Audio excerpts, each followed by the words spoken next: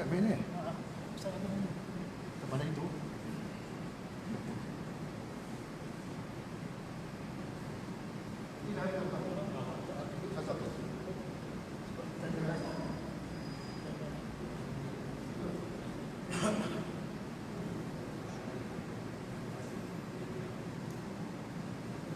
Orang balik Orang balik. Yang ni semua orang-orang banyak. Orang tempatan saya sampai. Start daripada first time memang tak ada ke? Macam ni lah. Ya, tak apa lah. Time terawih kan tak ada kacau lah. Berhenti ke apa? Itu 8.1.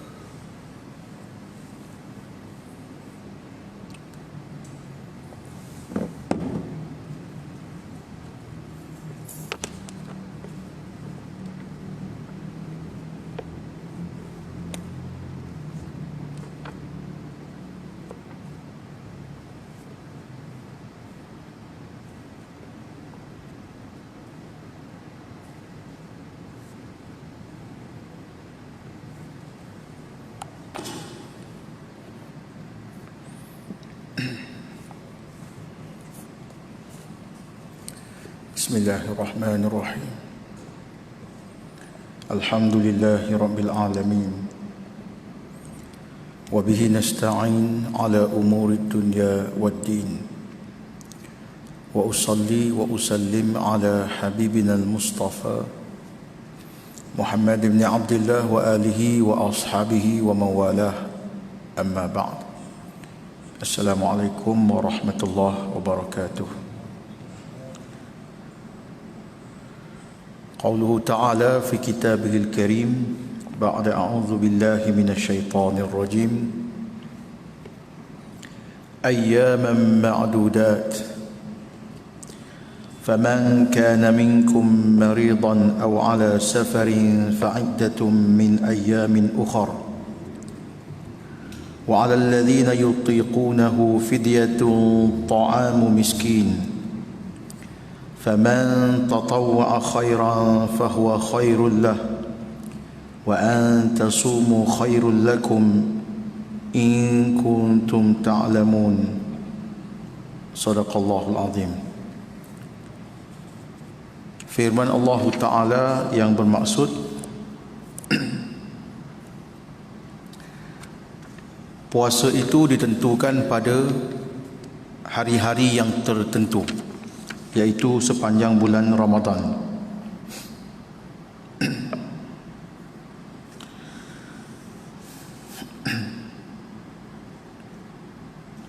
Baik. Faman kana minkum maridan aw ala safarin fa'iddatun min ayamin ukhar. Maka sesiapa daripada kalangan kamu yang sakit ataupun dalam keadaan bermusafir, maka boleh berbuka puasa dan digantikan pada hari yang lain. Dan kepada orang-orang yang tidak mampu melakukan puasa, hendaklah membayar fidyah, memberi makan kepada orang miskin. Maka sesiapa yang sukarela untuk memberi lebih daripada itu, itulah yang lebih baik baginya. Dan bahawa kamu berpuasa itu, iaitu pada bulan Ramadan, lebih baik bagi kamu sekiranya kamu mengetahui. Surah Al-Baqarah ayat 184. Baik. Pada ayat ini terdapat rukhsah syar'iyah, keringanan syarak, hukum berkaitan dengan puasa. Ayat sebelum itu 183, ayat yang kita semua tahulah ya, mengenai kewajipan puasa. Ya ayyuhallazina amanu kutiba alaikumusiyam kama kutiba alal ladzina min qablikum la'allakum tattaqun. Itu ayat kewajipan puasa. Pada ayat 184, Allah Subhanahu taala dalam ayat ni dia bagi tahu ayyaman ma'dudat. Tempoh berpuasa itu adalah hari-hari yang ditentukan. iaitu sepanjang bulan Ramadan. Ya, ayat ini turun pada tahun kedua Hijrah. Ya, tahun difardukan puasa.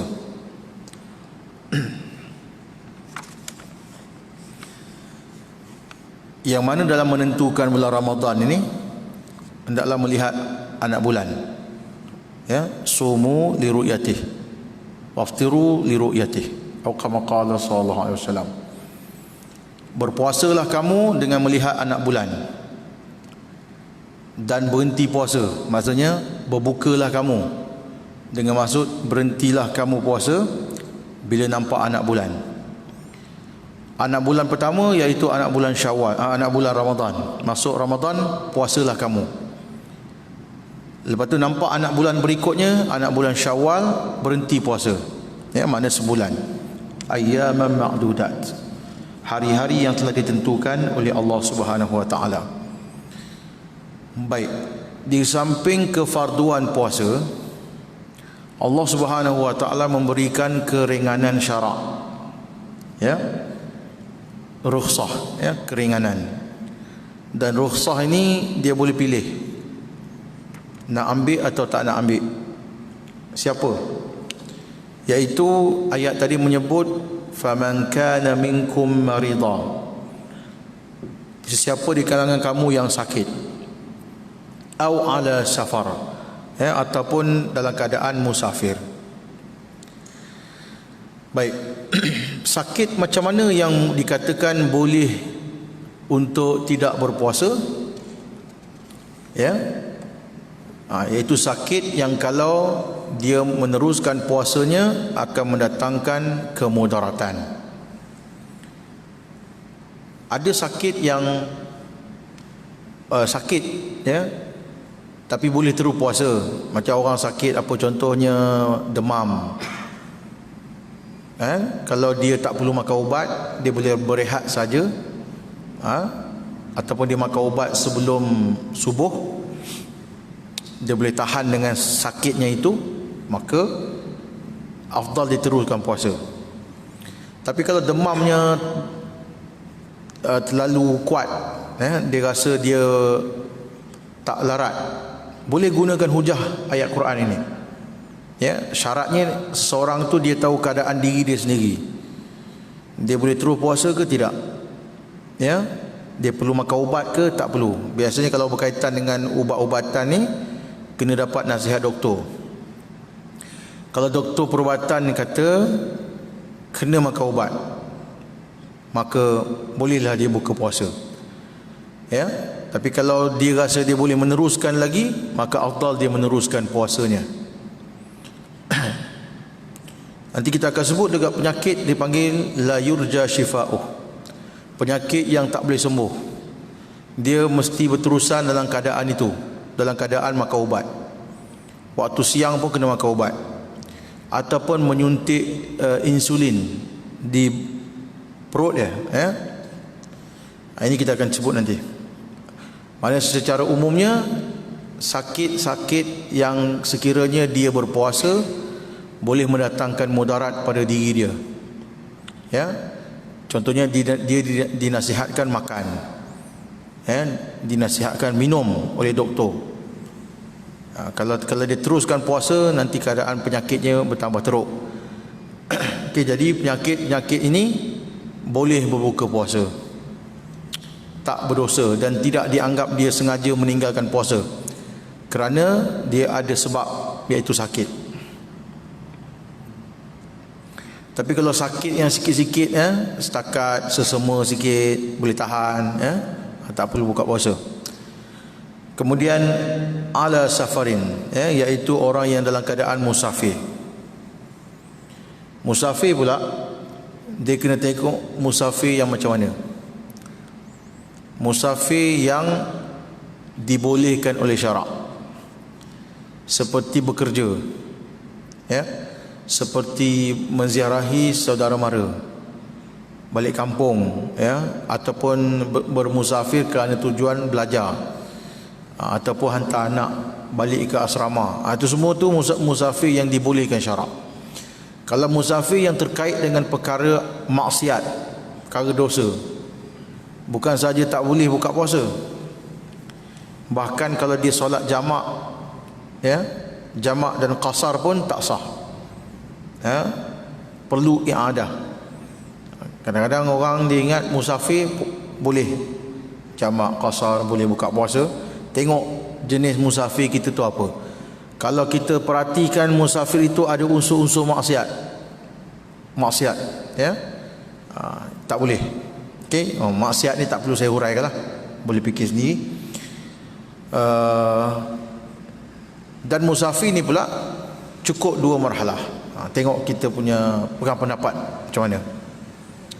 Adakah kita pegang pendapat 90 km, 91 km, ataupun 83 km, ya. Ini atas ijtihad, ya. Kita pegang pandangannya macam mana.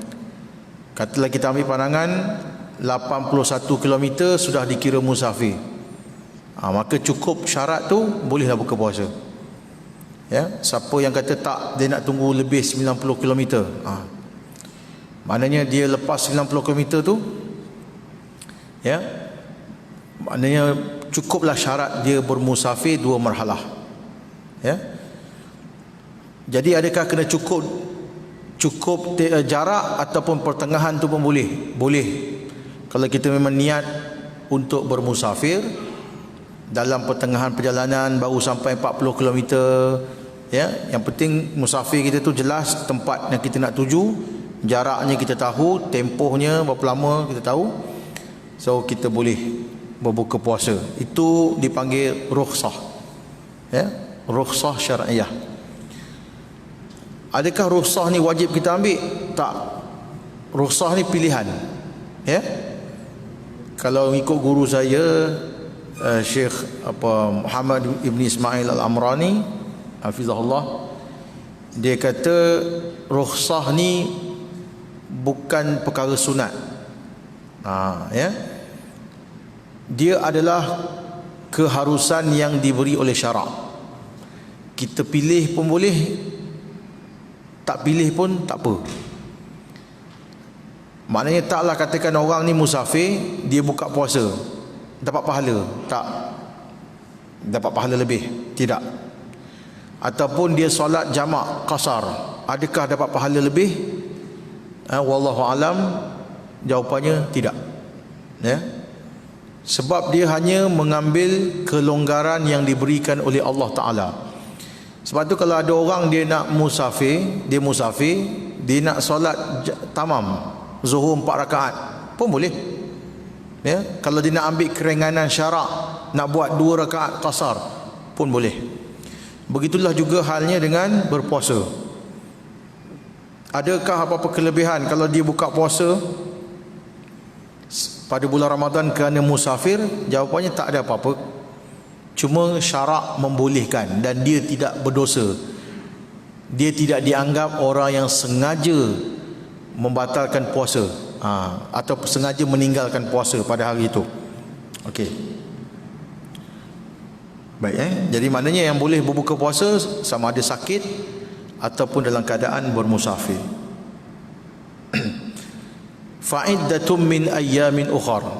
Walaupun boleh buka puasa, tetapi wajib digantikan pada hari yang lain lepas Ramadan, ya, lepas Ramadan.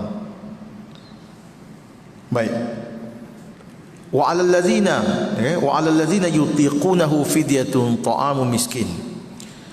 Tiada golongan yang tidak mampu untuk berpuasa, ya.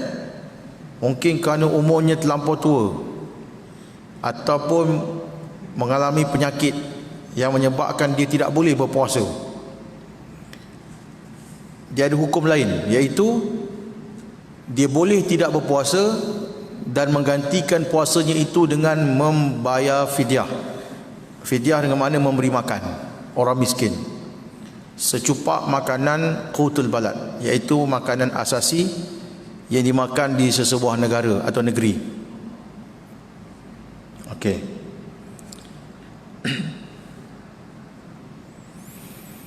Maknanya bagi negara kita ni makanan asasinya adalah beras, ya. Kita makan nasi, maknanya beras. Negara yang biasa makan roti, maknanya dia punya fidyahnya boleh dibayar dengan gandum atau syair, barley, ya, atau makanan-makanan ruji yang biasa dimakan di tempat itu. Okey. Fidyah itu dibayar kepada orang miskin. Contoh, orang sakit tak boleh sembuh. Umpama orang yang ada diabetes, yang doktor kata dia kena tiap-tiap hari injek insulin. Ya, saya pernah tanya, boleh tak insulin tu dicucuk, disuntik, contohnya sebelum subuh sekali, lepas maghrib sekali. Kalau doktor kata penyakit ni, orang ni boleh, maka dia puasa. Adakah dia boleh perlu makan ubat selang berapa jam? Tak apa. Kalau dia boleh makan ubat sebelum subuh sekali, ya, dan lepas isyak, lepas maghrib boleh makan ubat, maka pertengahan antara subuh dengan maghrib tu, ya, dalam tempoh lebih kurang 13 jam dia boleh puasa, dia wajib puasa. Tapi macam mana kalau keadaan orang yang sakit, dia kronik, dia perlu makan ubat dalam kekerapan yang dekat, ya, siang kena makan ubat, atau siang dia kena suntik insulin.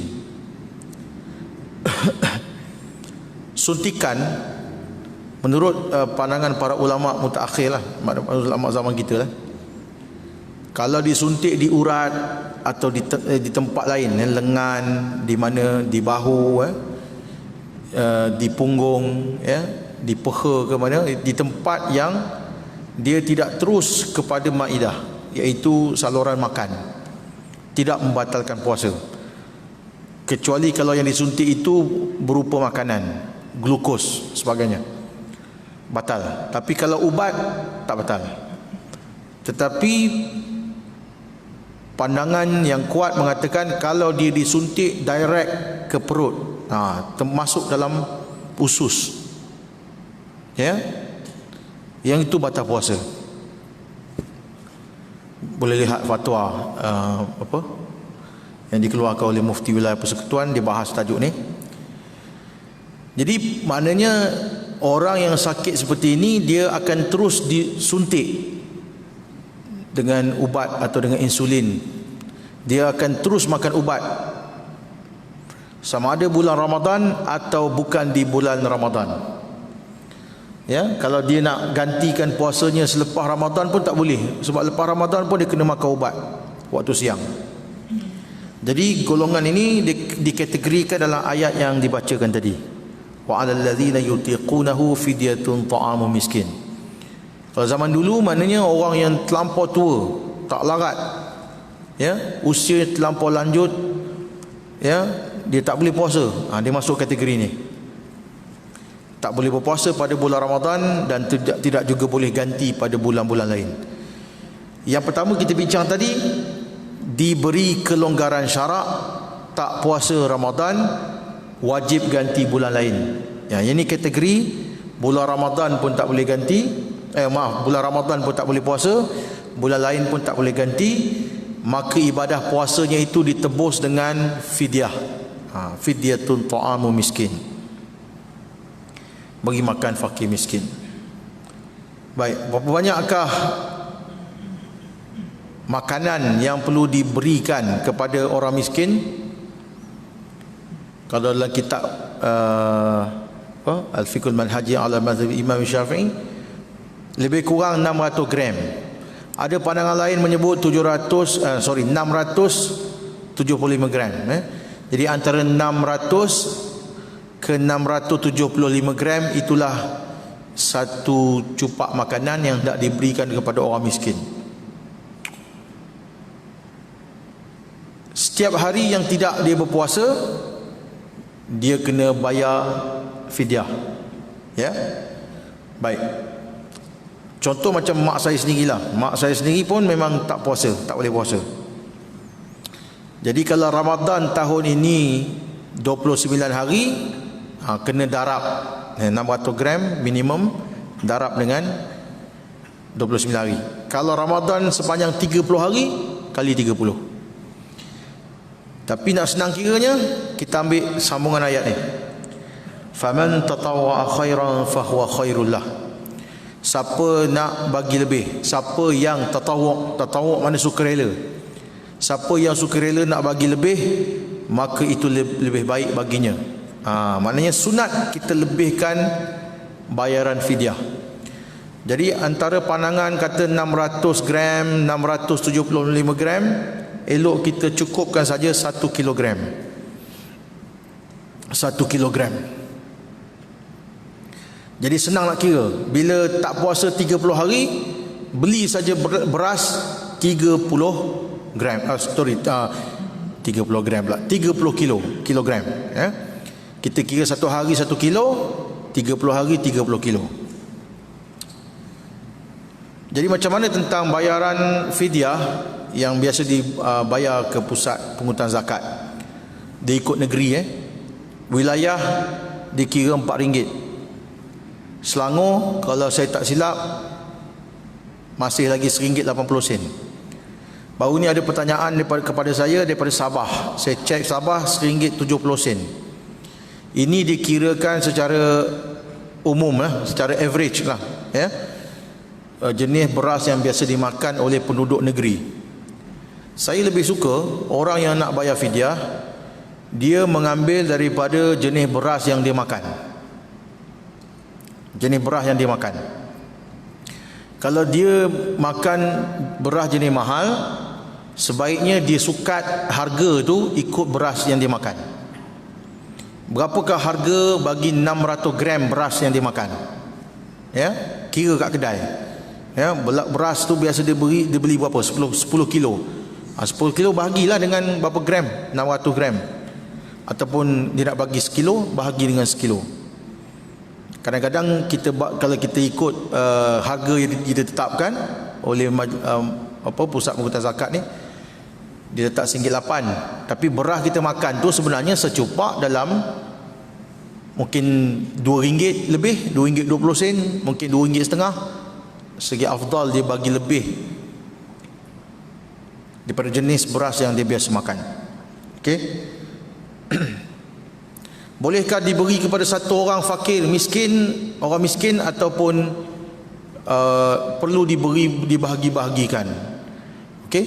Satu orang miskin, sebab disebut ta'amu miskin. Satu hari tu kalau dia boleh mengenyangkan satu orang miskin dengan fidyah, cukup untuk dia satu hari dia tak puasa. Tapi kalau dia beri beras kepada orang miskin itu untuk orang miskin tu makan selama 30 hari pun boleh. Ataupun dia nak bahagikan kepada beberapa orang miskin pun boleh. Okey, itu berkaitan fidyah dia. Memberi makan pada orang miskin. Faman tatawwa khairan fa huwa khairul lah. Okey, nak bagi lebih, Allah kata lebih lagi bagus. Wa antasumu khairul lakum in kuntum ta'lamun. Dan bahawa kamu meneruskan puasa itu lebih baik bagi kamu sekiranya kamu mengetahui. Dan inilah yang saya pegang, afdal teruskan puasa walaupun Allah bagi rukhsah. Sebab fadilat berpuasa pada bulan Ramadan, walaupun kita dapat rukhsah boleh buka puasa, nak ganti pada bulan lain tak sama. Dari segi fadilat, kelebihan tak sama. Sebab itu Allah Ta'ala kata in kuntum ta'lamun, ya, lebih baik. Baik, saya nak sebut sikit perbahasan fidyah bagi perempuan mengandung. Ini pun banyak orang tanya. Asal ayat yang kita baca tadi mengenai orang yang sakit la yurja shifa'uh, sakit yang tak boleh sembuh, yang tu kena bayar fidyah. Macam mana tentang perempuan mengandung atau perempuan yang menyusukan anak? Okey, di manakah dalil yang mengatakan mereka boleh berbuka puasa atau tidak berpuasa dan bayar fidyah, ganti dan bayar fidyah? Iaitu hadis atau dalil yang bersifat umum daripada Anas bin Malik radhiyallahu anhu, ya. Kata dia, inna Allah azza wa jal wada'a 'alal musafir syatra salah Sesungguhnya Allah meringankan kepada orang yang bermusafir separuh solat. Seperti saya sebut tadi, kalau solat zuhur 4 rakaat, orang musafir dia perlu tunaikan 2 rakaat, ya, dengan niat qasar. Baik. Kemudian dia kata wa 'anil musafiri wal hamili wal murdi' as-saum aw siyam. Juga dia kata Allah Taala meringankan daripada orang yang orang yang bermusafir, perempuan yang hamil dan juga perempuan yang menyusukan anak untuk membuka puasa, berbuka puasa. Okey. Hadis riwayat Imam At-Tirmizi, An-Nasa'i dan Ibnu Majah. Jadi berdasarkan dalil hadis ini, sebahagian para ulama mengatakan perempuan yang mengandung dia boleh buka puasa. Perempuan yang menyusukan anak dia boleh buka puasa. Cuma ada khilaf macam mana keadaan menggantikan. Kerana terdapat pandangan bahawa wanita mengandung ni tengok keadaan dia mengandung. Dia mengandung, kalau dia bimbangkan bayinya, ya, keselamatan bayi dalam perut dia lebih daripada diri dia, yang tu hukum lain. Kalau dia mengandung, dia penat, dia letih, dia buka puasa, hukum lain. Ibu yang menyusukan anak, dia buka puasa sebab diri dia letih, lesu, lain hukum. Tapi kalau dia bimbangkan bayinya, bayinya nak menyusu, dia susu, tiba-tiba susu tak ada, dia terpaksa makan dan minum, ya, untuk tubuh dia menghasilkan susu supaya anak dia boleh minum, iaitu hukum lain. Okey, kita lihat sedikit pembahasan perkara ni.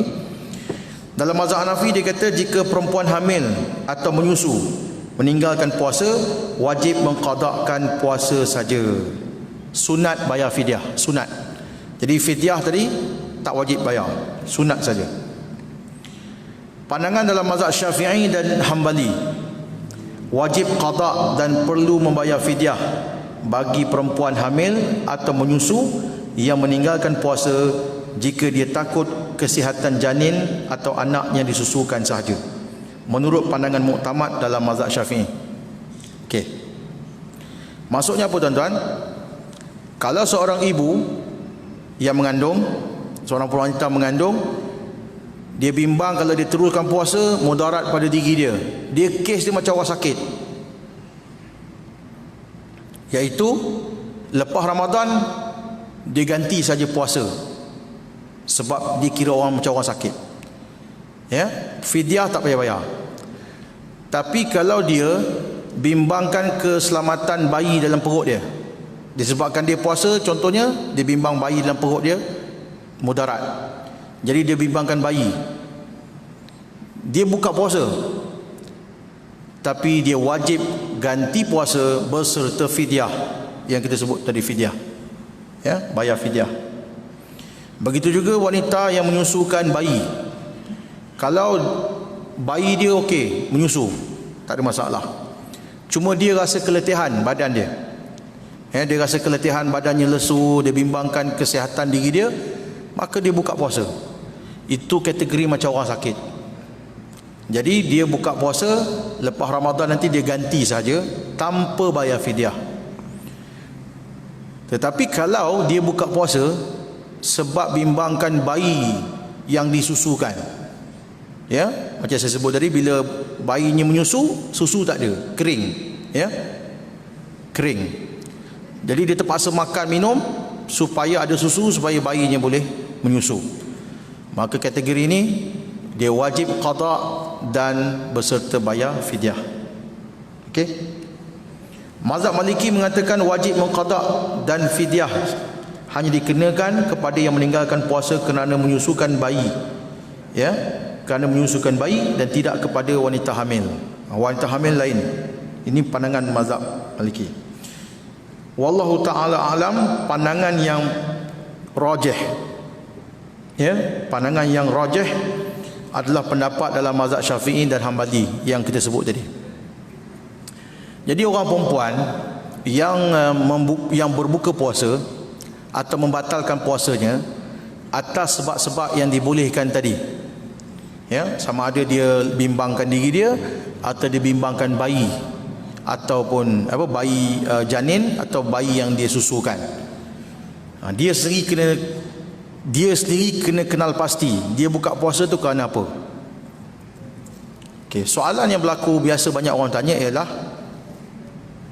lepas Ramadan dia tak gantikan puasa, ya, sehingga masuk Ramadan yang berikutnya. Macam mana keadaan fidyah dia? Kerana ada pandangan berdasarkan ijtihad, fidyahnya digandakan. Ya, tadi kalau kita ambil 600 gram minimum lah bayar fidyah, ataupun RM1.70, RM1.80 selangor. Maknanya kalau dia tak ganti sampai tahun depan, masuk Ramadan berikutnya dah ganda dua, RM3.60. Tapi saya rujuk, saya dimaklumkan di pusat pengurutan zakat, kalau ada orang nak bayar fidyah ni, dia dah tak ingat dah berapa tahun dia tak ganti. Dia tak ganti puasa, dia tak bayar fidyah. Biasanya dikira ikut hari dia tak puasa je. Dia tak gandakan. Okey, puan tak puasa berapa hari? Dia kira saya tak puasa dah 56 hari contoh. 70 hari. Maka yang tu je lah dia kena bayar. Ya, saya tak puasa 30 hari. Bayar fidyah 30 hari. Dia tak kira ganda dah. Ya, untuk memudahkan. Sebab apa? Sebab digandakan itu hanyalah ijtihad ulama, atas ijtihad. Tujuan ijtihad ni untuk apa? Untuk mendisiplinkan kaum wanita supaya segera menggantikan puasa dan segera membayar fidyah. Jadi kebanyakan orang ni dia jahil, dia tak tahu, ya, suami dia pun tak tahu. Jadi tak puasa, tak ganti, fidyah pun dah berapa tahun baru nak kira. Jadi saya rasa lebih baik pakai pandangan yang tadilah. Kira fidyah itu berdasarkan hari yang dia tak puasa saja, tanpa digandakan. Sama je tuan-tuan dalam isu masuk waktu tu. Dalam isu faraid pun sama. Kalau ada kematian yang berlapis-lapis munasakhat ni pun biasanya tak ambil kira. Sebab itu nak memudahkan. Okey, jadi kita kena ambil kira lah, ambil berat tentang fidyah ni, pasal dia berkaitan dengan hukum. Bagi kita sekarang ni sihat tak apa, tapi kalau tuan-tuan perempuan ada ibu ayah yang sakit tak boleh puasa, kita tolong uruskan. Sebab mak ayah kita mungkin tak terfikir benda ni, ya, dia kata orang sakit tak boleh puasa, dah. Tentang bayar fidyah, berapa banyak nak bayar, kepada siapa nak bayar, kadang-kadang orang tak ambil berat. Ya, mudah-mudahan ya kita boleh rujuk kepada pusat pengurutan zakat kalau kita ada persoalan-persoalan berkaitan hukum seperti ini, ya, dan kita segerakan bayar fidyah, ya, terutamanya kalau ada di kalangan ahli keluarga kita yang sakit tak boleh puasa, tak boleh ganti puasa, sekali puasa pun tak boleh, ganti pun tak boleh, maka disegerakan bayaran fidyahnya. Wallahu taala alam. Sekadar itu saja, ya, insyaallah kita nanti sambung juga solat fardu isyak dan tarawih. Dan saya ada bawa buah tamar tuan-tuan, untuk siapa-siapa yang nak buat buka puasa, nak makan sahur buah tamar, bolehlah membeli sambil menderma selepas solat tarawih nanti, ya, di meja luar. Aqulu qawli hadza wa astaghfirullah li wa lakum wa lisairil muslimin wal muslimat fastaghfiruh innahu huwal ghafurur rahim. Wassalamualaikum warahmatullahi wabarakatuh.